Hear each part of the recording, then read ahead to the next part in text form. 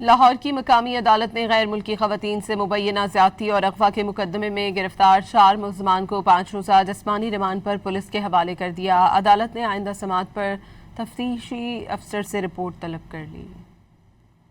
لاہور میں غیر ملکی 2 خواتین سے مبینہ زیادتی کا کیس، پولیس نے گرفتار 4 ملزمان کو جوڈیشل مجسٹریٹ کی عدالت میں پیش کر دیا۔ سرکاری وکیل نے عدالت کو آگاہ کیا کہ ملزمان پر غیر ملکی خواتین سے زیادتی اور اغوا کا الزام ہے۔ ملزمان کے اقدام سے ملک کی بدنامی ہوئی۔ مزید تفتیش کے لیے 14 روزہ جسمانی ریمانڈ دیا جائے، تاہم عدالت نے ملزمان کو 5 روزہ جسمانی ریمانڈ پر پولیس کے حوالے کر دیا اور پولیس کو آئندہ سماعت پر تفتیشی رپورٹ پیش کرنے کا حکم دے دیا۔ تھانہ ڈیفنس پولیس نے ملزمان میں رضا ڈار، حسن رضا، سکندر خان اور ساجد علی کے خلاف مقدمہ درج کر رکھا ہے۔ پولیس ذرائع کے مطابق ملزمان کرپٹو کرنسی میں منافع کے دعوے دار تھے۔ خواتین کو مزید سرمایہ کاری کا جھانسا دے کر پاکستان بلایا گیا۔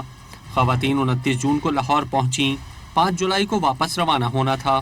واپسی سے قبل مرکزی ملزم رضا خواتین کو لے کر ڈیفنس گیا، جہاں پہلے سے موجود ملزمان کے ساتھیوں نے خواتین کا جنسی استحصال کیا۔ پولیس ذرائع کے مطابق ملزمان کرپٹو کی مد میں منافع $1.5 ملین مانگتے رہے۔